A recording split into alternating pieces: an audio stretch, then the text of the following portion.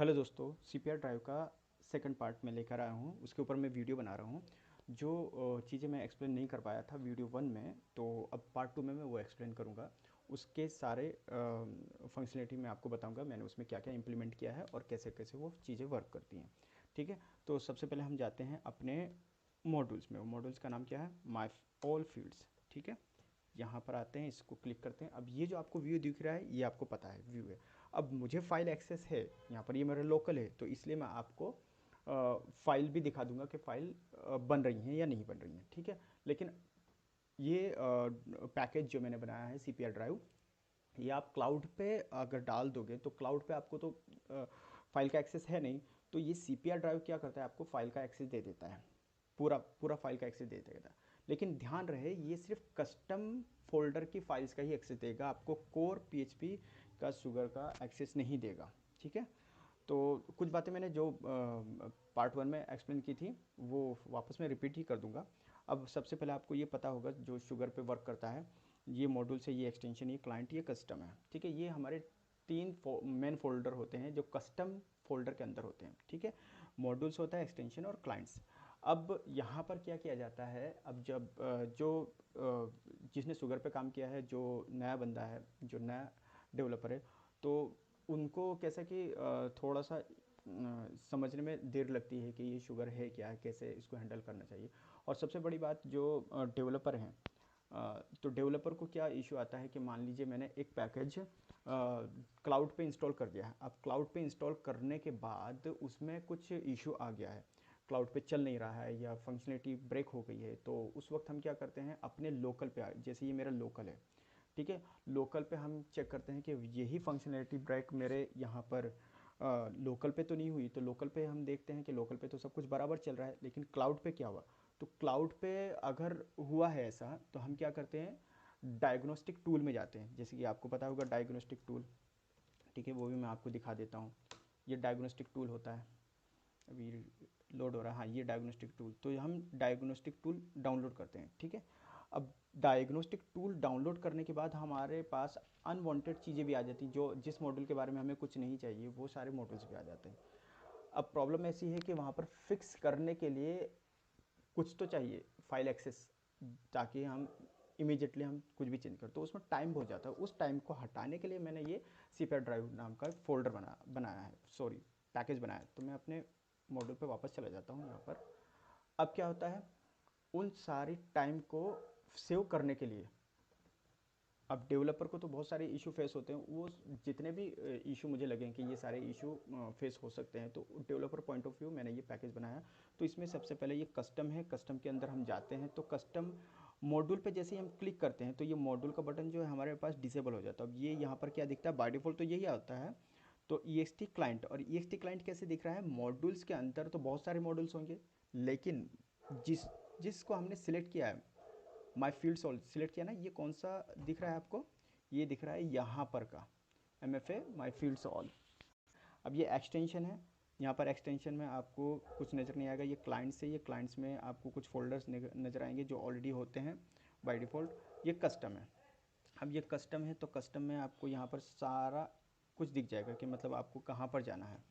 तो जैसे इंक्लूड में जाना है, हिस्ट्री में जाना है, या फिर एक्सटेंशन में जाना है। ये वाला कौन सा एक्सटेंशन है, यही वाला एक्सटेंशन है जो मैंने अभी आपको दिखाया था।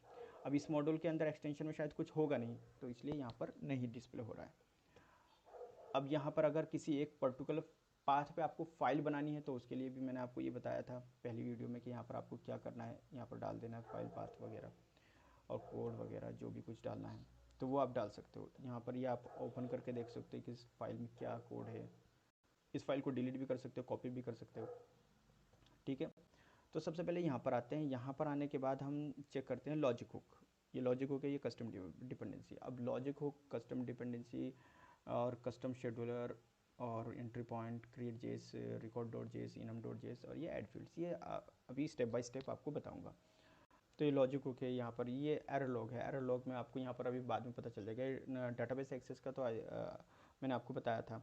यहाँ पर अगर आपको अकाउंट से रिलेटेड अगर कुछ चाहिए, तो अकाउंट पे यहाँ पर मैंने क्लिक किया, तो अकाउंट के अंदर जितने भी वो होंगे, रिकॉर्ड्स होंगे, वो दिख जाएंगे। अगर ये इसलिए डिस्प्ले किया है मैंने, डाटाबेस आपको दिख जाएगा डाटाबेस मेरा कौन सा है, और उसके अंदर अकाउंट्स है, अकाउंट्स के अंदर मैंने यहाँ पर आईडी नेम जो भी कुछ होता है रिकॉर्ड वो डिस्प्ले किया है। यहाँ पर लिमिट लगा सकते हो आप, असेंडिंग डिसेंडिंग में भी देख सकते हो। मैंने 2 की लिमिट लगाई तो 2 मुझे दिख गया है, यहाँ पर 2 रिकॉर्ड सॉरी दिख गए हैं। अब मान लो यहाँ पर अगर मुझे किसी फील्ड की ज़रूरत है, तो फील्ड का नाम मुझे एग्जैक्ट पता नहीं है, तो मैं यहाँ से कैच कर सकता हूँ कि भाई ये मेरी फील्ड है और मैं इसको कैच कर सकता हूँ, ठीक है, और वो अपने कोड में यूज़ कर सकता हूँ। तो ये आपको DB एक्सेस का क्लियर हुआ होगा, ठीक है। अब यहाँ पर मॉड्यूल्स पे आते हैं और सेप्रा पे यहाँ पर क्लिक करते हैं लॉजिक हुक। अब ये लॉजिक हुक क्या होता है, जो पुराने डेवलपर हैं और जो शुगर पे नए डेवलपर हैं, तो कन्फ्यूजन क्या हो जाता है कि पुराने डेवलपर को तो पता है कि लॉजिक हुक क्या है, कैसे लिखा जाता है, डिपेंडेंसी क्या है, शेड्यूलर क्या है, एंट्री पॉइंट क्या है, ये सारी चीज़ें पता है, लेकिन एक नए डेवलपर को कैसे कैसे पता करे, तो वो समझ नहीं पाता, और कुछ कोड ऐसे हो जाता है कि जिससे बग आ जाते हैं या फिर एरर आ जाता है। तो उसको अब कुछ सोचना नहीं है, यहाँ पर सब कुछ ब्लैंक कर देना है। सिर्फ यहाँ पर आपको लॉजिक हुक पे क्लिक करना है और आपको अपना कोड लिखना है, सिर्फ कोड। ऑटोमेटिकली ये जो CPR ड्राइव है वो अपने आप बना देगा यहाँ पर जो भी कुछ फंक्शनलिटी है, ठीक है। और मैं आपको यहाँ पर ये इसके वैलिडेशन भी दिखा दूंगा। तो ये आप सबसे पहले जब देखोगे तो आपको ये डेमो का दिखता है यहाँ पर कि ये हुक क्या है। यहाँ पर मैं अब अगर मैं अपना हुक डाल देता हूँ कि रिजवान क्लास, और मैंने यहाँ पर स्पेस दे दिया, ठीक है। अब जैसे ही मैं क्लिक पर क्रिएट करता हूँ तो ये सबसे पहले बोलता है ट्रिगर के हिसाब से कि यहाँ पर आपको इवेंट सेलेक्ट करना। तो अब मुझे पता है कि लॉजिक हुक लिखना है तो मुझे कुछ ना कुछ तो इवेंट्स देना ही होगा, विदाउट इवेंट्स ये हुक आपका रन नहीं होगा। तो इवेंट्स मैं दे देता हूँ यहाँ पर बिफोर सेव, ठीक है, बिफोर सेव दे देता हूँ। और इसमें क्या करता हूँ मैं कुछ नहीं लिखता हूँ, यहाँ पर रिजवान क्लास है, और अगर मैंने इस पर क्लिक किया तो यहाँ पर you can't put space in class name और फंक्शन नेम। तो ये मेरा क्लास नेम है और ये फंक्शन नेम, मैं इसमें स्पेस पुट नहीं कर सकता, या तो आपको अंडरस्कोर देना होगा या फिर आपको स्पेस रिमूव करना होगा। तो यहाँ पर ये रिजवान क्लास है और ये मेरी रिजवान हुक है, रिजवान मेथड। अब मैं इसको क्या करता हूँ, क्रिएट कर देता हूँ, किसमें, बिफोर सेव में। आप ध्यान दें, बिफोर सेव, और ये मेरा रिजवान क्लास है, ये रिजवान मेथड है। अब इसका डेफिनेशन भी ऑटोमेटिकली बन जाएगी, फाइल भी बन जाएगी। अब मैंने इस पर क्लिक किया, ये बन गई फाइल, और यहाँ पर आता हूँ, ये देखिए आप रिजवान डॉट क्लास, और उसका मैंने क्या इवेंट रखा था, बिफोर सेव, ठीक है। ये एक प्लस पॉइंट मैंने दिया है यहाँ पर, बिफोर सेव। मतलब अगर हम नॉर्मली लोकल फाइल पे हम कोई हुक लिखते हैं या किसी का हुक देखते हैं तो हमें पता नहीं होता है कि इसका इवेंट क्या है, बिफोर है, आफ्टर रिलेशनशिप ऐड है कि क्या है, वो समझ में नहीं आता। तो उसके लिए हमें डेफिनेशन में जाना पड़ता है। डेफिनेशन में जाने के बाद हमें पता चलता है कि यहाँ पर इसका इवेंट क्या है, उस हिसाब से हमें कोड करना पड़ता है। अब यहाँ पर हमें तो डायरेक्टली दिख रहा है, ये फैसिलिटी मैंने दे दी है, बिफोर सेव है ये। अब मैं इसको ओपन भी करके देख सकता हूँ, ठीक है। ओपन, यहाँ पर कुछ चेंजेस भी कर सकता हूँ। अगर मैंने यहाँ पर एक और कमेंट लगा दिया, ठीक है, मैंने कमेंट लगाया आई एम रिजवान हेयर, ठीक है, और मैंने इसको सेव कर दिया। तो ये सेव होने के बाद क्या है, ये साइज़ भी दिखा देगा, ये कितने साइज़ की है, ये डेट मॉडिफाई की, कब डेट मॉडिफाई हुआ है, ठीक है। और इसके अगर मान लो मुझे ऐसा लगता है कि एक पर्सनल फाइल है और उसमें मैं कुछ चेंज कर रहा हूँ या उसमें चेंज होने से कुछ बिगड़ सकता है, तो मैं इसकी कॉपी भी बना सकता हूँ, जैसे कि मैंने आपको बताया था। अब ये कॉपी है तो इसका इवेंट नहीं आएगा, ठीक है। इसको मैं डिलीट कर देता हूँ। अब इसको मैं डिलीट भी कर सकता हूँ। अब मैं इस फाइल को दिखाता हूँ कि ये फाइल मेरे VNSCP में बन गई है या नहीं बन गई है, तो वो भी मैं आपको दिखा देता हूँ। अब यहाँ पर आते हैं, तो यहाँ पर मैं कहाँ पर हूँ, एक्सटेंशन में, यहाँ पर नहीं, यहाँ पर मॉड्यूल्स में आना है, कस्टम मॉड्यूल्स, और यहाँ पर अब मैं यहाँ पर रिफ्रेश करता हूँ। रिफ्रेश किया तो मेरी रिजवान अंडरस्कोर क्लास नाम की जो कि फ़ाइल मुझे यहाँ पर दिख रही है, ये बन गई। इसको मैंने ओपन करके देखा, ये देखिए जो जो मैंने लिखा था वो सब बराबर आ गया यहाँ पर। अब इसको मैं क्लोज़ कर देता हूँ। अब इसका डेफिनेशन भी तो बना होगा, तो डेफिनेशन में मैंने यहाँ पर आ गया, मॉड्यूल्स में गया और यहाँ पर मैंने रिफ्रेश किया तो ये लॉजिक हुक नाम की एक फाइल फोल्डर बन गया, और यहाँ पर क्या बना है, ये मेरे डेफिनेशन फाइल बनी। अब नेक्स्ट जब मैं हुक बनाऊंगा तो इसी फाइल में सब कुछ अपडेट हो जाएगा और यहाँ पर एक नई फाइल बन जाएगी, ठीक है। और यहाँ पर ये फाइल कैसे बनती है कि मॉड्यूल का पर्टिकुलर नेम और उसके आगे अंडरस्कोर डेफिनेशन। अब इसको मैं ओपन करता हूँ, मैं देख लेता हूँ यहाँ पर क्या है। तो यहाँ पर ये बन गई है। देखिए बिफोर सेव लिया था मैंने, और मेरी फाइल का नाम रिजवान क्लासेस था, रिजवान क्लास, रिजवान मेथड। ठीक है, ये सब कुछ हो गया। अब मैं क्या करता हूँ, एक और फाइल बना देता हूँ। एक और फाइल कैसे, यहाँ पर आता हूँ, लॉजिक हुक में आता हूँ, और लॉजिक हुक में आने के बाद क्या करता हूँ मैं, एक फ़ाइल और बना देता हूँ। यहाँ पर मैंने इसको लिख दिया है आई एम रिजवान, ये क्लास हटा दिया, और surname is surname Shaikh. ठीक है, ये इस तरह से बना दिया मैंने। अब यहाँ पर मैं क्या करता हूँ, एक इसको ये लिख लेता हूँ। ठीक है, dollar bean equals to name, मेरा नेम क्या होना चाहिए, नेम में sorry name equals to dollar bean equals to ID। अब ये क्या होगा, ये जो ये है मेरा नेम किससे आना चाहिए, स्टार्ट से मेरा टेस्ट रिजवान। ठीक है, ये अंडरस्कोर ये हो गया, और इसको मैंने यहाँ पर बीन क्या किया, डॉलर बीन, और इसको मैंने लिख दिया सेव ट्रू भी कर दिया मैंने। ठीक है, अब यहाँ पर मैं क्रिएट करता हूँ, तो ये क्या बोलता है, ट्रिगर इवेंट, क्योंकि वैलिडेशन लगा। अब इसको मैं लगा देता हूँ आफ्टर सेव।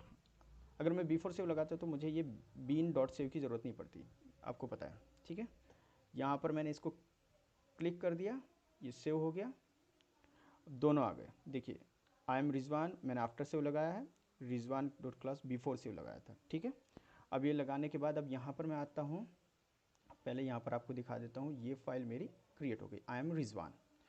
ठीक है, और यहाँ पर मैं आता हूँ, इस फाइल को मैं रिफ्रेश करता हूँ और चेक करता हूँ यहाँ पर इसमें क्या आया है। ठीक है, अब देखिए ये ओपन होने के बाद क्या दिख रहा है आपको, आफ्टर सेव, पहला वाला बिफोर सेव, ये आफ्टर सेव। ठीक है, अब यहाँ पर write some description about I am Rizwan and surname Shaikh, मतलब ये मेरा क्लास का नाम और मेथड का नाम यहाँ पर डिस्प्ले हो गया। अब यहाँ पर कुछ भी कर सकते हो, ये सब कुछ यहाँ पर एज इट इज़ वर्क होगा।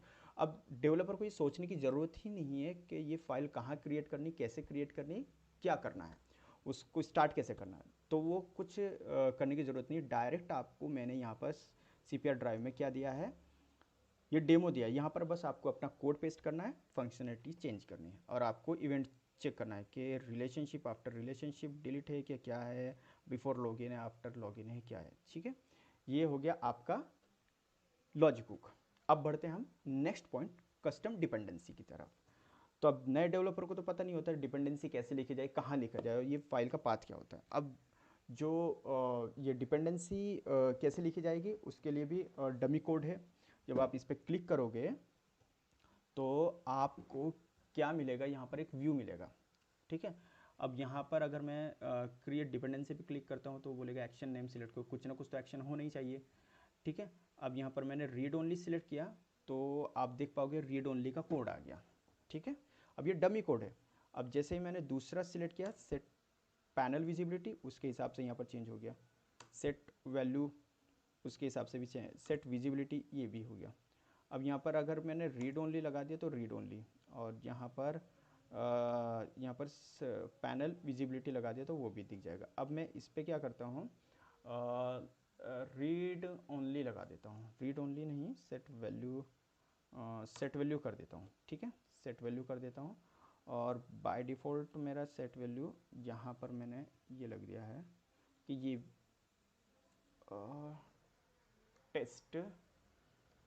Testing CPR। ठीक है, मतलब नेम में जो वैल्यू है मेरी वो सेट हो जाए, और ये सब बराबर है। अब मैं क्या करता हूँ, इसको क्रिएट कर देता हूँ, क्रिएट डिपेंडेंसी पे क्लिक किया, सक्सेसफुली हुआ। अब ये आपको कहाँ दिखेगी, ये जो डिपेंडेंसी बनाई है आपको दिखेगी एक्सटेंशन के यहाँ पर। अब ये पहले ही लॉजिक हुक तो बन गया था, वो मैंने आपको फाइल में दिखाया था। अभी मान लीजिए आपके पास फाइल का एक्सेस तो होता नहीं क्लाउड का, तो आपको कहाँ देखना होगा, यहाँ पर देखना होगा, मॉड्यूल्स में, एक्सटेंशन में, यहाँ पर। अब यहाँ पर लॉजिक हुक है, यहाँ पर लॉजिक हुक में अगर आप जाके देखोगे तो वही आपको फाइल मिलेगी जो कि मैंने आपको यहाँ दिखाई थी, ये वाली। ठीक है, तो अगर आप इसको ओपन करके देखते हो तो सेम वही कोड मिलेगा आपको, कोई चेंजेस नहीं मिलेगा। ठीक है, अब यहाँ पर आते हैं हम एक्सटेंशन में, और डिपेंडेंसी में यहाँ पर सेट वैल्यू डिपेंडेंसी, जो कि अभी हमने यहाँ पर लगाया है कोड, ठीक है। अब ये रन कब होगा, ये टेस्टिंग CPR मतलब सॉरी ये डिपेंडेंसी रन कब होगी, जब हम रिपेयर रिबिल्ड कर देंगे। अभी रिपेयर रिबिल्ड अभी हम एक साथ करेंगे, पहले सारे टैब्स और जो भी फंक्शनलिटी उसके बारे में बताने के बाद मैं आपको एक्सप्लेन कर दूंगा, ठीक है। ये एक्सटेंशन में हो गया। अब यहाँ पर आते हैं वापस सेप्रा पे, ठीक है, सेप्रा स्टूडियो, ये हो गया डिपेंडेंसी। अब आते हैं थर्ड पॉइंट पे, शेड्यूलर। अब शेड्यूलर क्या होता है, शेड्यूलर कहाँ लिखे, ये भी कन्फ्यूजन है कि डेवलपर कन्फ्यूज हो जाते हैं कि कहाँ लिखना है। तो उसके लिए भी कुछ सोचने की ज़रूरत नहीं है, आप पूरा ब्लैंक दिमाग में कर दो, जो भी कुछ करेगा ये सारा CPR ड्राइव करेगा।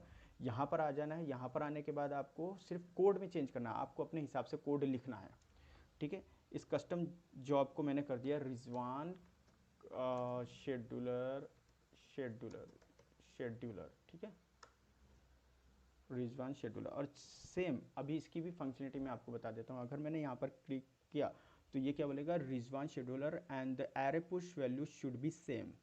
तो मेरी ये वाली वैल्यू सेम होनी चाहिए। इसमें मैं ना ये भी नहीं रख सकता, स्पेस भी नहीं रख सकता। अगर मैंने स्पेस रखा तब भी हो। Custom job and Rizwan scheduler job is different, मतलब ये डिफरेंट हो गए। अभी इसको मैंने यहाँ से उठाया और यहाँ पर रख दिया, ठीक है। अब तो ये क्रिएट हो जाना चाहिए, राइट।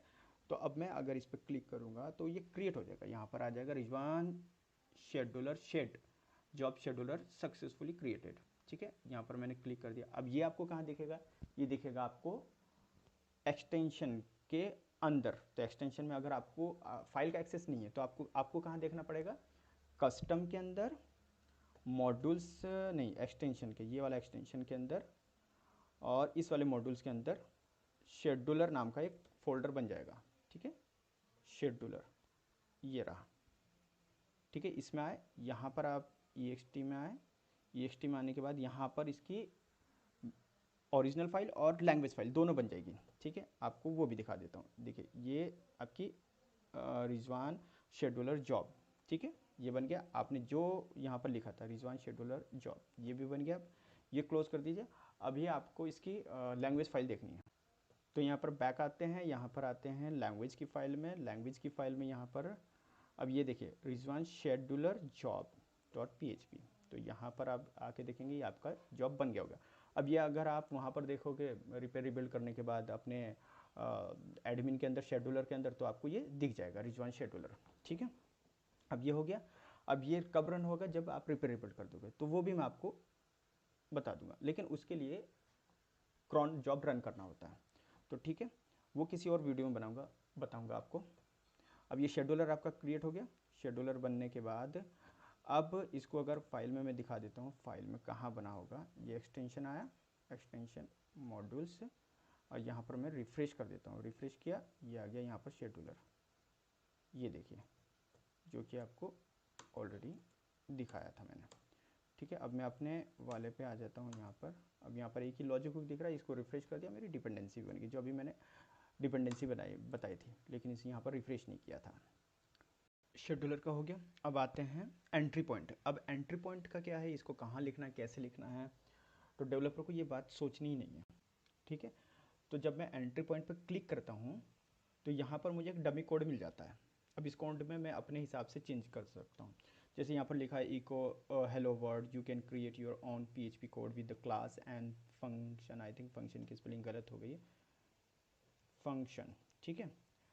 अब यहाँ पर क्या करता हूँ, यहाँ पर मैं डालता हूँ एक रिजवान एंट्री पॉइंट। मुझे एक्सटेंशन लगाने की ज़रूरत नहीं है, .php की ज़रूरत नहीं है यहाँ पर, ठीक है। अब यहाँ पर आपको क्या दिख रहा होगा, यहाँ पर ये एक URL क्रिएट हो जाता है। अब URL क्रिएट हो गया है, लेकिन जब हम खुद से बनाते हैं एंट्री पॉइंट तो वो बना तो देते हैं, लेकिन अभी उसको रन कैसे कर रहे हैं डेवलपर को पता नहीं होता कई बार। तो उसके लिए फैसिलिटी क्या दी है, कॉपी एंट्री पॉइंट URL। तो जैसे ही मैं इस पर क्लिक करूँगा तो ये मेरा कॉपी हो जाएगा URL। देखिए ऊपर your entry point copied successfully. अब इसको मैं दूसरे टैब में मैं पेस्ट कर सकता हूँ। तो दूसरे टैब में मैंने जैसे पेस्ट किया तो यहाँ पर मुझे क्या दिखा, you don't have access to this area, मतलब अभी यहाँ पर मुझे इस ये या तो ये फाइल है नहीं, या फाइल अगर क्रिएटेड हो तो रिपेयर रिबिल्ड किया हुआ नहीं है। ठीक है, अब यहाँ पर मैं आपको एक और पॉइंट बता देता हूँ। यहाँ पर जब मैं अगर स्पेस देता हूँ तो यहाँ पर भी स्पेस आ गया हमारा।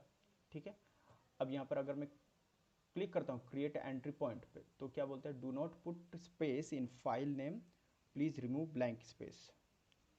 ठीक है, तो ये जब आ गया तो हमें रिमूव ब्लैंक स्पेस करना पड़ेगा। अब यहाँ पर PHP देने की ज़रूरत नहीं, अगर दे भी दिया तो कोई इशू नहीं है, आपका रन हो जाएगा 2 एक्सटेंशन के साथ। ठीक है, अब यहाँ पर और मैं क्या करूँ, यहाँ पर और कुछ नहीं करता, मैंने रिजवान एंट्री पॉइंट ये दे दिया, इसको क्लिक कर दिया। अब क्लिक करने के बाद इसका थोड़ा सा अलग बताता हूँ।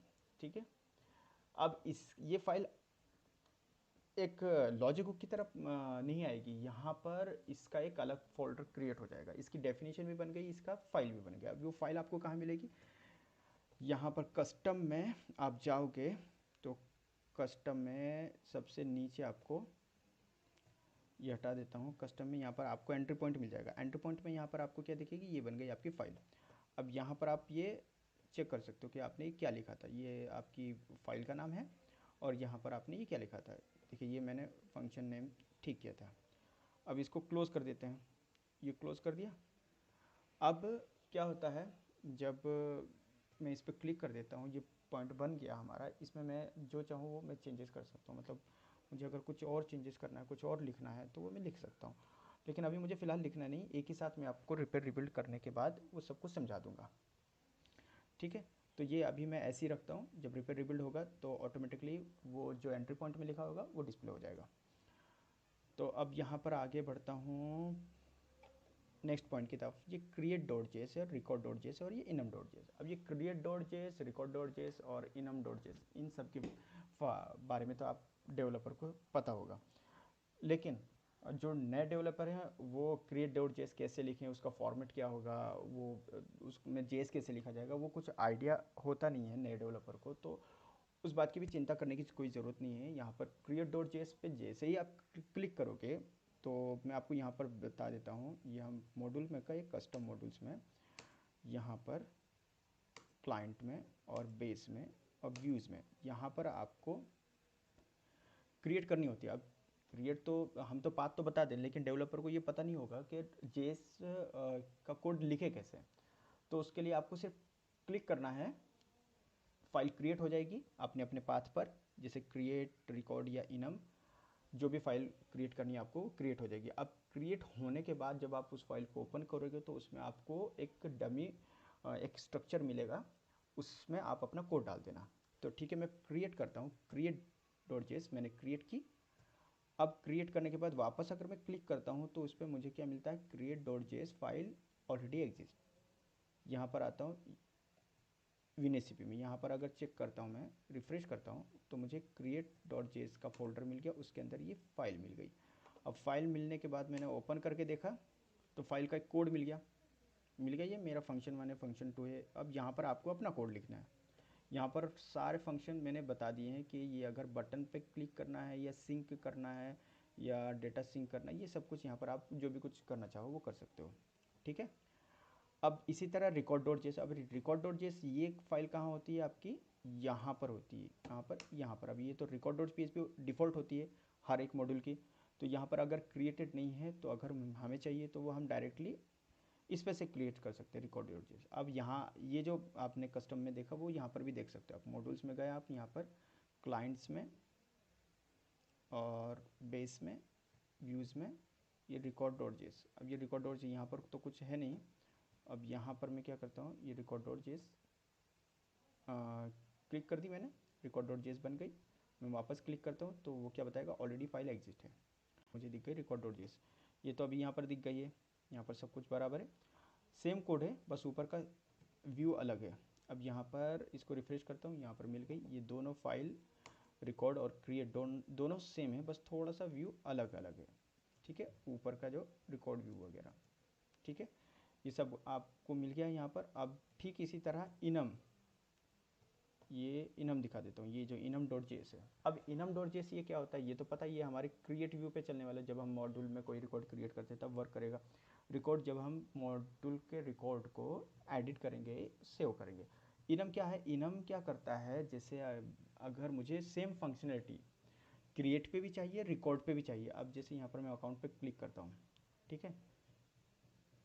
अब कुछ फंक्शनलिटी ऐसी होती है कि जो मुझे क्रिएट पे भी चाहिए, रिकॉर्ड पे भी चाहिए, और इस लिस्ट व्यू पे भी चाहिए कि अगर मैं यहाँ से कोई चेंजेस कर रहा हूँ, मतलब अगर मैंने यहाँ पर डबल क्लिक करके यहाँ से मैं कुछ चेंजेस कर रहा हूँ, तो वो फंक्शनलिटी इस पर भी रन होनी चाहिए। तो उस फंक्शनैलिटी को इम्प्लीमेंट करने के लिए हमें enum.js लगता है। मतलब वो मेरी लिस्ट व्यू पे भी चलेगी, क्रिएट व्यू पे भी चलेगी, और रिकॉर्ड व्यू पे भी चलेगी जब मैं रिकॉर्ड ओपन करूँगा, ठीक है। तो अभी फ़िलहाल मैं अपने मॉड्यूल पे आ ही जाता हूँ, जिस मॉड्यूल पे हमने वर्किंग स्टार्ट कर रखी है, सॉरी ट्यूटोरियल स्टार्ट कर रखा है। अब यहाँ पर आता हूँ, यहाँ पर ये आपको नहीं, यहाँ पर दिखा देता हूँ, ठीक है। अब ये हो गया। अब enum.js, अब enum.js पे मैंने जैसे क्लिक किया तो enum.js की फाइल बन गई है अंदर सिस्टम के अंदर। अब मेरे पास लोकल एक्सेस है तो मैं आपको दिखा पा रहा हूँ, लेकिन आपके पास नहीं होगा। क्लाउड पे ये पूरा पैकेज क्लाउड पे एज इट इज़ इंस्टॉल हो जाएगा, वहाँ पर सेम इसी तरह से रन होगा। अभी मेरे पास कोई क्लाउड का इंस्टेंस है नहीं जिस पे मैं आपको दिखा सकूँ, और जैसे ही अवेलेबल होगा उस पर इंस्टॉल करने के बाद उसकी जो फंक्शनलिटी है वो भी आपको दिखा दूंगा। सेम यही फंक्शनलिटी रहेगी अभी। तो अगर आपके पास फाइल एक्सेस नहीं है तो आपको कहाँ जाना होगा, ये enum.js के लिए यहाँ पर आना है, और फील्ड्स के अंदर यहाँ पर आपका ये बन गया है, देखिए इनम में enum.js, ठीक है। अब मैं आपको VNSCP में भी दिखा देता हूँ। ये यहाँ पर बैक आया हूँ, यहाँ पर बैक आया हूँ, यहाँ पर रिफ्रेश करता हूँ, ये फील्ड्स का फोल्डर बन गया है। यहाँ पर आता हूँ और ये इस पर क्लिक करने के बाद मैंने ओपन किया तो ओपन हो गया मेरा। कुछ फ़र्क नहीं है, स्ट्रक्चर सेम है, आपको स्ट्रक्चर मिल गया, आप इसमें चेंजेस कर दीजिए, अपने हिसाब से कोड डाल दीजिए। अब इसको मैंने हटा दिया। अब ये हो गया मेरा create.js, record.js, enum.js। ये सारी फंक्शनलिटी आपको समझ में आ गई। लॉजिक हुक भी बता दिया, डिपेंडेंसी भी बता दिया है, शेड्यूलर भी, एंट्री पॉइंट भी।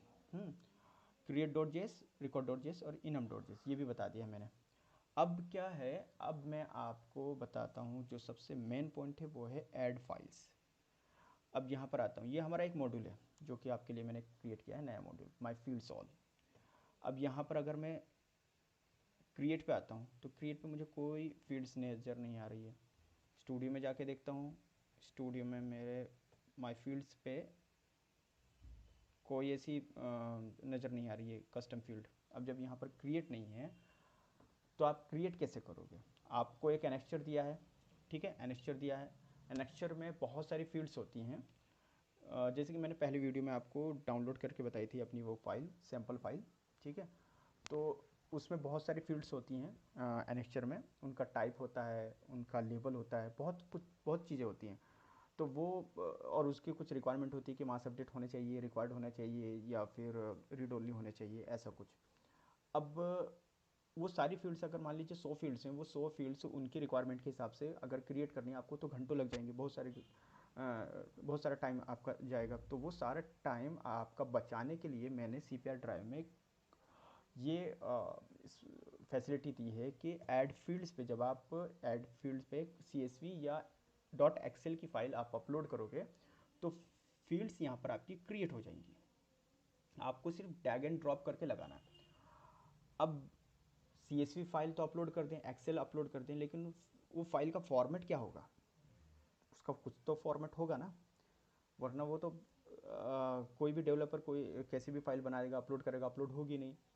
तो उसके लिए मैंने क्या किया है, सैम्पल डाउनलोड नाम का एक बटन दिया है। इस पर आप जब क्लिक करोगे तो एक फ़ाइल डाउनलोड हो जाएगी। कौन सी फाइल है, सैम्पल फील्ड डाउनलोड। ये CSV फाइल है, मैंने रखी है CSV फाइल। आप चाहो तो एक्सेल भी बना सकते हो, एक्सेल भी अपलोड कर सकते हो, लेकिन आपको अगर यहाँ पर कोई गलत एक्सटेंशन की फ़ाइल अपलोड करनी है तो वो अपलोड नहीं कर पाओगे। वैसे भी दिखेगी नहीं, आपको CSV और एक्सेल ही दिखेगा, ठीक है। अब इसको मैं ओपन कर लेता हूँ। अब ये ओपन होने के बाद यहाँ पर मैं आपको थोड़ा सा बता देता हूँ। ये इसी तरह का एनेक्स्चर आपको दिया जाता है, लेकिन उसमें बहुत चीज़ें होती हैं, ठीक है। ये यहाँ पर ये थोड़ा सा बराबर कर देता हूँ मैं।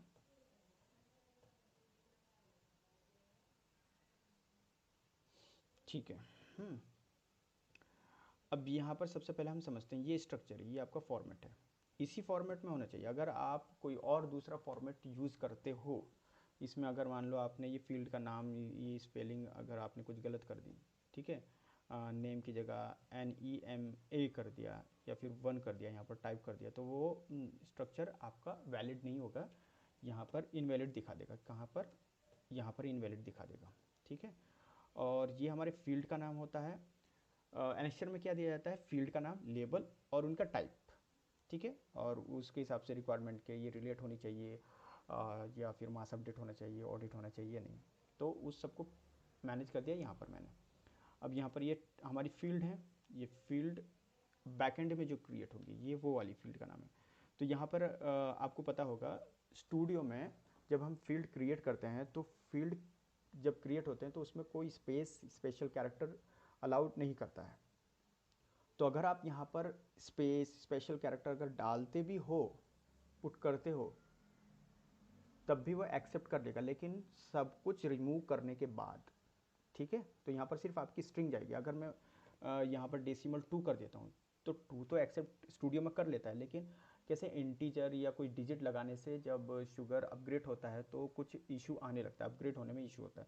तो उसको उस चीज़ को मैंने रिमूव कर दिया यहाँ पर, कि आप यहाँ पर टेस्ट, जैसे अभी यहाँ पर मेरी दो फील्ड होंगी एक ही नाम से, अभी जैसे कलर की है, ठीक है, ये टेस्ट हाईलाइट टेस्ट कलर, ठीक है। अगर मैं इसको हाईलाइट 1 हाईलाइट 2 ऐसे लिख दूँ तो मेरी सिर्फ एक ही फील्ड क्रिएट होगी, हाईलाइट की, ओनली हाईलाइट की।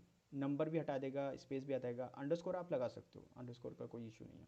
आप यहाँ पर कुछ स्पेशल कैरेक्टर नहीं लगा सकते, लगा भी दिया तो वो सब कुछ रिमूव करके ओनली टेक्स्ट देगा। अब यहाँ पर ये देखिए, ये सेकंड जो लिखा है मैंने कैरेक्टर में क्यों लिखा, डिजिट में क्यों नहीं लिखा, क्योंकि मुझे पता है यहाँ पर मैंने क्या किया है, ठीक है। ये हो गया आपका लेबल का। अब लेबल के बाद आप सॉरी फील्ड का, अब यहाँ पर आते हैं लेबल। ये लेबल एज इट इज़ जैसा चाहो आपकी मर्जी कुछ भी रखो, ये आपका लेबल है। ये तो मैंने यहाँ पर एक डमी स्ट्रक्चर दिया है, आप अपने हिसाब से यहाँ पर लेबल या फील्ड का नाम चेंज कर सकते हैं। ये टाइप, अब टाइप आपको एज इट इज़ ही टाइप करने हैं, इसमें कुछ भी चेंज, मतलब कैपिटल हो स्मॉल हो वो रख सकते हो, लेकिन स्पेलिंग मिस्टेक नहीं होनी चाहिए, स्पेलिंग मिस्टेक नहीं होनी चाहिए, ज़्यादातर अवॉइड करनी चाहिए। अभी यहाँ पर मैं आपको बता देता हूँ, अगर मान लीजिए किसी के हाईलाइट की स्पेलिंग गलत हो रही है, ठीक है, हाईलाइट की स्पेलिंग गलत हो रही है या उसको लग रहा है कि गलत, तो वो हाईलाइट की जगह कलर भी डाल सकता है, इस तरह से कलर लिख सकता है, तो वो दोनों ये डाटा टाइप मैच कर लेगा। अब मैं आपको बता देता हूँ ये जो डेटा टाइप है ये किसके हैं, ये है हमारे शुगर के अंदर। शुगर में जब हम यहाँ पर आते हैं ना, यहाँ पर ऐड करते हैं और ये जो हमें डेटा टाइप दिखते हैं, तो ये डेटा टाइप मैंने यहाँ पर मेंशन किए। अब ये डाटा टाइप मेंशन तो कर दिए हैं, लेकिन मान लीजिए आपका कोई ऐसा डेटा टाइप है जो शुगर में है ही नहीं, आपने वो यहाँ पर मेंशन कर दिया, तो वो तो रॉन्ग हो जाएगा। लेकिन मैंने क्या किया, यहाँ पर कुछ डाटा टाइप खुद के बनाए हैं, जैसे ये कलर। अब कलर का तो है नहीं, तो कलर का है नहीं तो वो खुद कंसिडर कर लेगा कलर का क्या है। ये कलर का नहीं है तो कलर का कंसिडर कर लेगा आपको, ये लेकिन ये लगाना है कलर का है। सी के एडिटर, ये सी के एडिटर रिस्टेक्ट ये तो है नहीं, अगर मैं यहाँ पर सी के एडिटर टाइप करूँ तो सी से तो कोई है नहीं, ठीक है। तो यहाँ पर वो आपको ये ध्यान में रख के लगाना है। अब रिलेट पे आते हैं, रिलेट डेटा टाइप होता है, रिलेट डेटा टाइप, लेकिन उसके आगे ये भी लगाना होगा कि वो मॉड्यूल का नाम क्या होगा, रिलेट किससे होना चाहिए, किस मॉड्यूल से। तो यहाँ पर जो लिखा है ना, ये जो ये ज़्यादातर आप कॉपी पेस्ट यूआरएल से कॉपी पेस्ट करके लगाओ। जैसे अगर मान लीजिए ये MF है तो यहाँ से ये कॉपी करना है। अभी मैं आपको यहाँ पर केस का दिखा देता हूँ। जैसे मैं केस पे आता हूँ तो केस पे आने के बाद मुझे जो ये मिलता है ना ये नाम, तो ये कॉपी करके यहाँ पेस्ट करना होगा एज इट इज़। आपको टाइप भी मत करो, अगर आप श्योर हो टाइप करने में कि आपकी स्पेलिंग मिस्टेक नहीं होगी तो आप टाइप कर सकते हो, लेकिन मेक श्योर कि केस सेंसिटिव होना चाहिए। जैसे यहाँ पर सी कैपिटल है तो एज इट इज़ ही रहना चाहिए, नो प्रॉब्लम। यहाँ पर ये रिलेट, तो यहाँ पर आपका केस केस और ये केस, ये तीनों फील्ड मेरी केस से, और ये तीसरी फील्ड मेरी किससे है, टास्क से रिलेटेड है, ठीक है। तो यहाँ पर कुछ नहीं, ये एक्शन का बटन पे आपके बार इसके ऊपर छोटी सी एक वीडियो बनाई थी वो आप देख सकते हो। ये आपका डाटा टाइप हो गया। अब यहाँ पर आपको मैं बता देता हूँ, ये सी के एडिटर में आपको ज़्यादा थोड़ी सी फैसिलिटी मिल जाएगी, और रिच टेक्स्ट अगर टाइप लगाते हो तो उसमें थोड़ी कम फैसिलिटी मिलेगी। अब यहाँ पर ये HTML मैंने लगाया है, HTML, ठीक है। यहाँ पर उसका HTML में क्या लिखा होना चाहिए वो भी मैंने आपको लिख दिया यहाँ पर। ये देखिए, ये 2 HTML मैंने लगा दिए, HTML सेकंड। तो यहाँ पर मैं अगर HTML टेस्ट HTML2 कर देता हूँ, इसको यहाँ पर मैंने चेंज कर दिया, इसको सेव कर देता हूँ। अब यहाँ पर आने के बाद ये रिलेट का हो गया। रिलेट में कौन से मॉड्यूल होने चाहिए, अगर मैंने डेटा टाइप रिलेट रखा है तो उसका रिलेट मॉड्यूल भी होना चाहिए, और मेक श्योर यहाँ से कॉपी हो, आपका URL से कॉपी होकर यहाँ पर डालना चाहिए। अब रिक्वायर्ड, कौन सी फील्ड रिक्वायर्ड होनी चाहिए और कौन सी नहीं होनी चाहिए, वो ये डिसाइड करेगा कि आपने येस लिखा है या नहीं लिखा है। ठीक है, मैंने यहाँ पर येस येस लिखा है कि ये फील्ड्स मेरी क्या होनी चाहिए, रिक्वायर्ड होनी चाहिए। ठीक है, अब यहाँ पर मैं एक और इसको फ़ोन, अब देखिए ये टेस्ट फ़ोन है, तो फ़ोन पे अगर मुझे ये रिक्वायर्ड करना है तो मैं इसको येस लिख दूंगा और कुछ नहीं करूँगा, मैं सिर्फ येस लिख दूंगा। और जिसको रिक्वायर्ड नहीं करना है उसको कुछ लिखो ही मत, उसको ब्लैंक रहने दो। ऐसी डिफ़ॉल्ट वैल्यू में अगर आपको कुछ सेव करना है तो डिफ़ॉल्ट वैल्यू में आप सेव कर सकते हैं। यहाँ पर अगर फ़ोन में मतलब डिफ़ॉल्ट वैल्यू, अभी देखिए यहाँ पर फ़ोन में मैंने डिफ़ॉल्ट वैल्यू क्या डाल दी, 111 जानी चाहिए, मेरी डिफ़ॉल्ट वैल्यू 11 जानी चाहिए। ठीक है, ये डिफ़ॉल्ट वैल्यू। और यहाँ पर मास अपडेट होना चाहिए या नहीं होना चाहिए, वो भी आप डिसाइड कर सकते हो। अगर येस लिखा है तो मास अपडेट हो जाएगा, अदरवाइज़ नहीं होगा। ऑडिट में क्या है, ऑडिट होना चाहिए या नहीं होना चाहिए, उसके लिए भी सेम है कि आप येस लिख दो, आपका हो जाएगा। अब इसको मल्टी सिलेक्ट में डिफ़ॉल्ट में ये इसकी ज़रूरत नहीं है, तो इसको मैं निकाल देता हूँ। ठीक है, और यहाँ पर आते हैं, यहाँ पर आने के बाद रिपोर्ट टेबल, रिपोर्ट टेबल में यहाँ पर कुछ नहीं करता मैं। रिपोर्ट टेबल मतलब होना चाहिए या नहीं होना चाहिए, उसके लिए मैं येस लिख दूंगा या नहीं लिखूँगा। येस लिखूँगा तो रिपोर्टेबल हो जाएगा, अदरवाइज़ नहीं।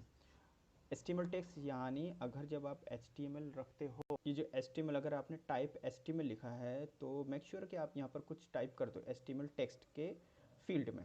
ठीक है, यहाँ पर मैंने 2 फील्ड ली हैं, 2 फील्ड देने के बाद यहाँ पर एक टेस्ट HTML2 भी लिखा है, इसमें भी मैंने सैम्पल टेक्स्ट डाल दिया। तो this is Rizwan Shaikh sample और this is Rizwan Shaikh second sample text. ठीक है, ये दोनों अलग अलग टाइप किए हैं। अब क्या होता है, इसको मैं सेव कर देता हूँ। सेव करने के बाद, और हाँ मैं आपको बता देता हूँ, जैसे ये एड्रेस की फील्ड है। अब आपने देखा होगा यहाँ पर अगर एड्रेस में टाइप करता हूँ, एड्रेस की ये फील्ड आती है, इसमें मैंने अगर कोई एक फील्ड बनाई तो एड्रेस की फील्ड मेरी कितनी क्रिएट होती हैं, 5 फील्ड क्रिएट होती हैं, और पाँचों की पाँचों टेक्स्ट फील्ड होती हैं। लेकिन क्लाइंट कहता है कि मुझे स्टेट के लिए ड्रॉप डाउन चाहिए, कंट्री के लिए ड्रॉप डाउन चाहिए, और सिटी के लिए ड्रॉप डाउन चाहिए। तो वो चीज़ें हमें फाइल में कुछ बहुत कुछ कोड करके चेंजेस करने पड़ते हैं। लेकिन मैंने CPR ड्राइव में क्या किया है, एक फैसिलिटी दे दी है कि अगर आप एड्रेस टाइप करते हो तो 5 फील्ड तो क्रिएट हो जाएगी, लेकिन जो फील्ड जिनको ड्रॉप डाउन चाहिए उनको वो ड्रॉप डाउन लग जाएगा, और उनके हिसाब से वो ड्रॉप डाउन लिस्ट भी आ जाएगी। मतलब कंट्री के अंदर कंट्री ही डिस्प्ले होंगी, स्टेट के अंदर स्टेट ही डिस्प्ले होंगे। ठीक है, और फिर ये एक और फैसिलिटी दी है कि अगर रिच टेक्स्ट और CK एडिटर की, अव्वल बात तो यहाँ पर CK एडिटर होता नहीं है हमारे शुगर में, CK एडिटर की फील्ड नहीं होती, तो वो मैंने अलग से फैसिलिटी दी है। ये एक CPR ड्राइव का मैंने प्लस पॉइंट रखा है। तो अभी मैं आपको दिखा देता हूँ। अगर मान लीजिए आपने यहाँ पर स्ट्रक्चर इसका गलत कर दिया, मान लीजिए ये रिक्वायर्ड को रिक्वायर्ड कर 1 कर दिया। ठीक है, रिक्वायर्ड 1 कर दिया और यहाँ पर अपलोड कर दिया। अब इसको आप अपलोड कर रहे हो, आप अपलोड कर रहे हो, तो ठीक है, यहाँ पर अपलोड कर रहे हो तो वो क्या बता देगा, format of file not match, please download correct format. अब ये डाउनलोड करेक्ट फॉर्मेट करना है मुझे, तो ऑलरेडी मैंने तो डाउनलोड किया, मुझे अपना फॉर्मेट सही करना है, मैंने इसको सेव कर दिया।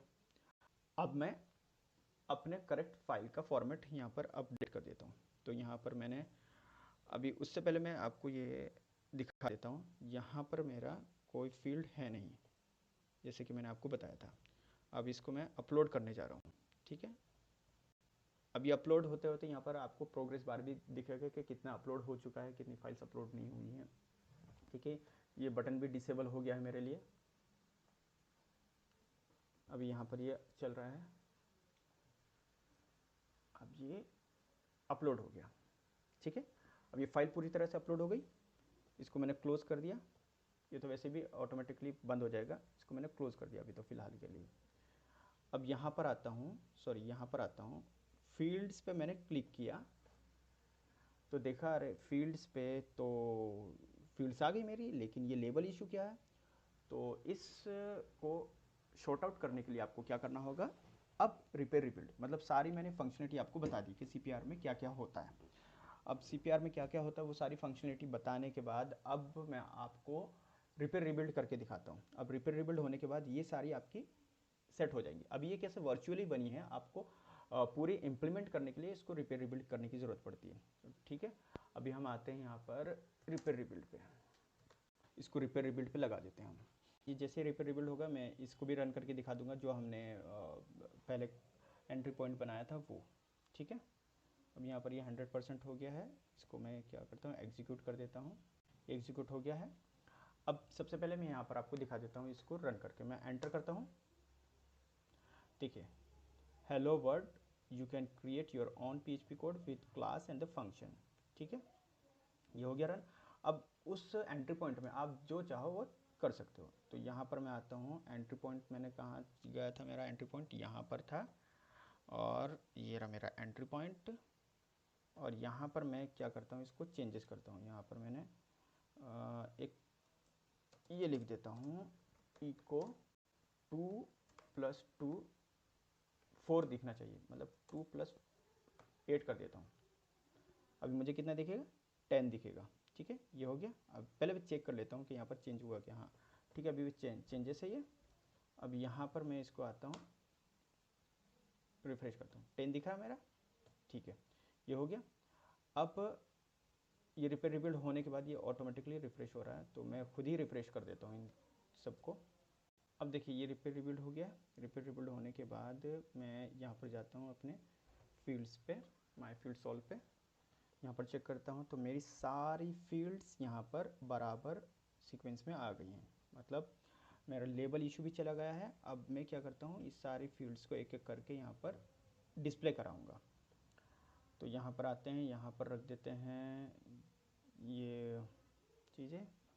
ठीक है, यहाँ पर पहले तो मैं सबसे पहले मैं रोज़ ले लेता हूँ। तो सारे ये मैंने फिलर ले लिए हैं, आई थिंक ये 36 फिलर लिए हैं मैंने, और मैं इसको 7 डिप्लॉय कर देता हूँ पहले ही। अब ये होने के बाद अब मैं क्या करता हूँ, इसमें एक एक करके सारी चीज़ें डाल देता हूँ जो मेरी कस्टम है। अब इसको 7 डिप्लॉय कर देता हूँ। ठीक है, 7 डिप्लॉय कर दिया। अब 7 डिप्लॉय करने के बाद अब मैंने रिपेयर रिबिल्ड भी कर दिया। अब जितनी भी मैंने आपको CPR ड्राइव में फंक्शनलिटी बताई थी, मतलब जैसे लॉजिक हुक, डिपेंडेंसी या शेड्यूलर या एंट्री पॉइंट, तो कुछ चीज़ें ऐसी हैं कि जो अभी मतलब वर्किंग में नहीं आएंगी, उनके लिए अलग लॉजिक लिखना पड़ता है। जैसे अभी लॉजिक हुक लिखा था, अभी इसका कुछ मतलब नहीं हुआ, ये सिर्फ मैंने आपको डेमो पर्पज़ दिखाया कि यहाँ पर ये सेव हो जाना चाहिए, ये तो आपका वर्क हो जाएगा। ठीक है, और ये रिजवान क्लास में क्या किया था मैंने, रिजवान क्लास में कुछ नहीं किया था, तो ये कुछ वर्क नहीं होगी। तो जो फंक्शनलिटी मैंने डेमो के पर्पज़ से दिखाई है उसमें कुछ होगा नहीं आपको। ठीक है, उसमें आप अपने हिसाब से कोड लिख सकते हो। अब इसको मैं केसेस पे नहीं, हम अपने मॉड्यूल पे जाते हैं, माई फील्ड्स नाम से। ठीक है, यहाँ पर आते हैं, क्रिएट पे जाते हैं। तो देखिए आपको क्रिएट में सब कुछ मिल जाएगा, जिस चीज़ को हमने रिक्वायर्ड किया था वो भी आ गई है। ठीक है, अभी देखिए टेस्ट डेट, इसको मैंने रिक्वायर्ड रखा है, तो यहाँ पर अगर आप टेस्ट डेट देखोगे तो इसको रिक्वायर्ड किया है, तो इसलिए ये रिक्वायर्ड दिखाया है। ठीक है, और डिफ़ॉल्ट में मैंने फ़ोन में क्या रखा था, नंबर लिखा था 11। तो डिफ़ॉल्ट फ़ोन कहाँ है भाई हमारा, फ़ोन, देखिए यहाँ पर आ गया 11 आ गया। डिफ़ॉल्ट में जो आपको वैल्यू रखनी है वो रख सकते हो। ठीक है, अब यहाँ पर ये मेरा फ्लैक्स है, तो मैं यहाँ पर फ्लैक्स अकाउंट का ही ले लेता हूँ, यहाँ पर कुछ चेंज नहीं करता हूँ। यहाँ पर अगर मैंने अकाउंट पे गया तो अकाउंट के मैंने ये एक रिकॉर्ड ले लिया। उसके बाद यहाँ पर ये टेस्ट केस से रिलेट है, तो मैंने केस पे लगा दिया। अगेन केस से रिलेट है, तो मैंने एक और दूसरा केस का रिकॉर्ड ले लिया।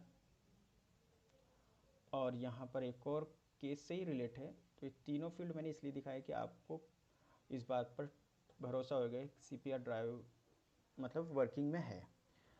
कभी ऐसा हो कि एक रिलेट फील्ड बना दी दूसरी बनी ही नहीं, ऐसा ना हो। तो वो सारी फंक्शनलिटी यहाँ पर वर्क हो रही हैं। अभी वो आप, अब ये टास्क से रिलेटेड है, तो मैंने एक टास्क का भी रिलेट यहाँ पर बना दिया। ठीक है, ये आ गया इंटीजर में। अभी यहाँ पर मैंने अगर मान लो स्ट्रिंग डाल दिया और मैंने सेव करने की कोशिश की, तो सेव करने की कोशिश की तो वो मुझे बोलेगा रिक्वायर ये चीज़ें आपको इंटीजर है, तो इंटीजर ही टाइप हो इसमें। मैंने 23 डाल दिया। अब इसमें मैंने क्या किया है, इसमें एक नाम डाल देता हूँ, मैं अपना ही नाम डाल देता हूँ, रिजवान। ठीक है, अभी रिजवान से, लेकिन सेव होने के बाद ये नाम चेंज हो जाएगा क्योंकि हमने लॉजिक हुक में अलग लिखा है और डिपेंडेंसी में कुछ अलग लिखा है। ये मेरा रेडियो बटन है, इसको मैंने सिलेक्ट कर लिया। सॉरी, यहाँ पर से रह गया था ना हमारा, मैंने इसको 3885 ये डॉलर में डाल दिया। यहाँ पर भी मैंने टेस्ट करेंसी ये डाल दी, चेक बॉक्स चेक कर दिया। ठीक है, यहाँ पर ये हमने डेट ले लिया, डेट एंड टाइम भी ले लिया, तो उसके साथ डेट एंड टाइम भी आ जाएगा। टेस्ट डेसिमल में मैंने 2 टाइप कर दिया है, फ्लोट में मैंने जी टाइप कर दिया, और मैं फ्लोट में अगर मैंने वापस क्रिएट किया तो वो वापस ये एरर देगा कि भाई फ्लोट में आप फ्लोट ही रखो। ठीक है, तो मैंने 6 डाल दिया है। अब यहाँ पर ये ड्रॉप डाउन, ये टेस्ट ड्रॉप डाउन है, यहाँ पर ये ड्रॉप डाउन आ गया, ये मेरी मल्टी सिलेक्ट की फाइल आ गई। यहाँ पर मैं सिर्फ एक ही सिलेक्ट करता हूँ, यहाँ पर मल्टीपल सिलेक्ट कर सकता हूँ। ठीक है, ये बाय डिफ़ॉल्ट उसने जो लेना था वो ले लिया है लिस्ट। अब ये टेस्ट इंक्रीमेंट, इसमें तो मैं कुछ नहीं कर सकता क्योंकि ये तो इंक्रीमेंट होगी। अब यहाँ पर मैं ये टेस्ट रेडियो बटन, इसने ड्रॉप डाउन लिस्ट अलग ले ली है, इसलिए इतना लंबा दिख रहा है। जिसमें 2 वैल्यू है वो भी ले सकते हो आप, अब चेंज कर देना। अब यहाँ पर ये तो ऑलरेडी है, यहाँ पर मैं अभी 2233 टाइप कर देता हूँ, और इमेज में मैं ले लेता हूँ। इमेज में यहाँ पर आता हूँ मैं, इमेज के अंदर पिक्चर में, यहाँ पर तो कुछ है नहीं।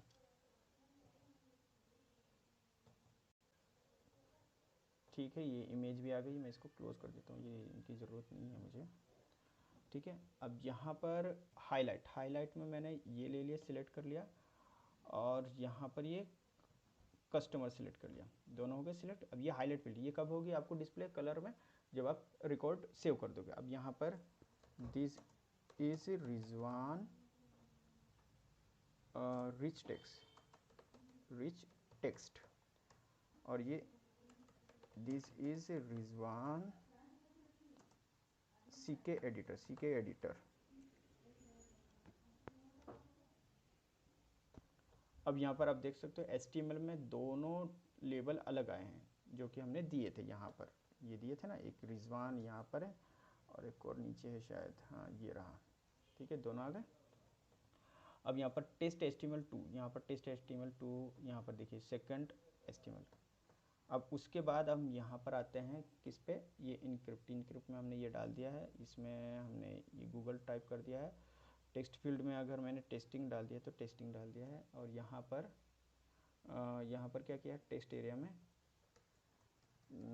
चलो यहाँ पर ये this is my text area, this is my text area ये टाइप कर दिया।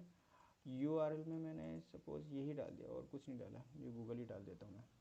अभी यहाँ पर आप ये खुद देख पा रहे हो कि जब हम यहाँ से ड्रॉप डाउन फील्ड बनाते हैं स्टूडियो से, मतलब एड्रेस की फील्ड बनाते हो, तो वो क्या करता है कि सारी फील्ड टेक्स्ट फील्ड बना देता है। अब उनको ड्रॉप डाउन में कन्वर्ट करना थोड़ा चैलेंजिंग रहता है, तो लेकिन अभी CPR ड्राइव में मैंने ये फैसिलिटी कर दी है कि एड्रेस जब टाइप करोगे आप, डाटा टाइप यहाँ पर एड्रेस रखोगे, ठीक है, एड्रेस रखोगे तो आपके 5 फील्ड भी क्रिएट हो जाएंगी, और आपका ड्रॉप डाउन जो सिटी के हिसाब से बन जाएगा, सिटी कंट्री और उसके हिसाब से जिसको ड्रॉप डाउन चाहिए। अब यहाँ पर मैंने ये सिटी, अब ये सिटी का कोई ड्रॉप डाउन लिस्ट नहीं होगी, तो इसलिए इसने इसको कंसीडर कर लिया अकाउंट के उसको। और यहाँ पर अभी क्या है, ये देखिए कंट्री में आपका कंट्री दिखेगा, सिटी में नहीं, सिटी नहीं, ये पोस्टल कोड में आपका पोस्टल कोड, स्टेट में आपका स्टेट दिखेगा अलास्का। पोस्टल कोड को मैं क्या करता हूँ, ये डाल देता हूँ। ठीक है, यहाँ पर मैं एड्रेस में इंडिया डाल देता हूँ, और मैं अब क्या कर रहा हूँ, इसको सेव कर देता हूँ।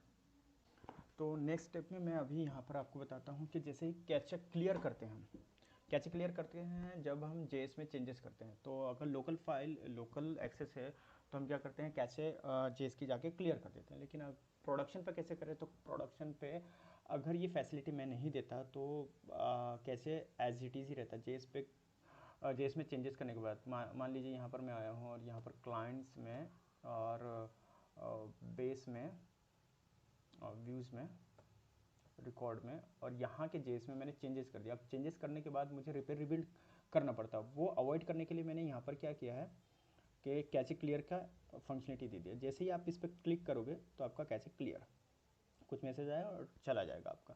अब ये क्या है, ये हमारा शुगर लॉग है। जैसे अब क्लाउड पे हम देख सकते हैं व्यू लॉग के थ्रू शुगर लॉग में क्या इशू आया है क्या नहीं आया है, तो लेकिन उसको है ना क्लियर नहीं कर सकते, उन लॉग को हम उस लॉग की फाइल को क्लियर नहीं कर सकते। तो उसके लिए मैंने क्या किया, यहाँ पर एक फैसिलिटी दी है कि जैसे ही आप इस पर क्लिक करोगे तो आपको शुगर लॉग दिख जाएगा। यहाँ पर ये इतने सारे शुगर लॉग दिख जाएंगे, ठीक है, ये इतने सारे लॉग। अब इसको आपको क्लियर करना है तो डायरेक्टली आप क्लियर पे क्लिक किया, आपका हो गया। अब वापस आप चेक करोगे तो यहाँ पर आपको आएगा नहीं, डिस्प्ले ही नहीं होगा। ये सारा होने के बाद आपको आई होप ये समझ में आ गया। ये डीबी एक्सेस के बारे में भी आपको मैंने बता दिया है कि कैसे आपको क्या करना है। तो देखिए ये हमारा यहाँ पर रिकॉर्ड आ गया है। अब ये रिकॉर्ड में आप देख सकते हो ये सारी चीज़ें जो हमने एंटर की थी वो सब कुछ आ गई हैं। अब ये कैसे बना है, ये क्योंकि हमारा सीपीआर में हमने क्या किया था, यहाँ पर अगर हम आए हैं आप देख पाओगे ये जो लिखा था, आई थिंक कौन सा लिखा था, ये वाला लिखा था क्या, कौन सा लिखा था, ये वाला नहीं, हाँ ये वाला। तो यहाँ पर हमने क्या किया था, टेस्ट रिजवान, फिर उसके आगे आईडी आ जाना चाहिए, ठीक है। तो उस हिसाब से इसने क्या किया, टेस्ट रिजवान और आईडी आ गया। तो इसका क्या था, इसका आफ्टर सेव था, ठीक है, नो प्रॉब्लम। अब यहाँ पर ये आ गया, यहाँ पर ये असाइन टू रिजवान आ गया, कमेंट लॉग में हमने कुछ नहीं डाला था। अकाउंट टू फिल्टर आ गया, यहाँ पर ये देखिए relate to case, YouTube practice और रिलेट टू टास्क एक्चुअल। यहाँ पर ये हमारा बटन आ गया। बटन पे अगर हम क्लिक करते हैं तो ये हमारा बटन पे यहाँ पर हम कुछ भी कर सकते हैं जो भी हमें रिक्वायरमेंट है। ये आई थिंक अकाउंट का सिलेक्ट हुआ है, ठीक है। तो यहाँ पर बाय डिफ़ॉल्ट तो उसको आप जाके यहाँ पर से चेंज कर सकते हो स्टूडियो से। यहाँ पर देखिए ये सब कुछ डाल दिया, ये कॉम्पिटिटर है, यहाँ पर ये भी आ गया। अब जो देखिए ये हमने हाईलाइट की फील्ड सिलेक्ट की थी, ये आपकी कलर की है, तो कलर डालो या हाईलाइट ये टाइप करो, आपके दोनों हाईलाइट ही फील्ड बननी है। यहाँ पर ये इमेज टाइप की थी, इमेज डाली थी, यहाँ पर ये देखिए मैंने 3 और यहाँ पर ये इंक्रीमेंट 1 हुआ है। अगर मैं एक और दूसरा वो बनाता हूँ रिकॉर्ड, तो वहाँ पर इंक्रीमेंट 2 आ जाएगा।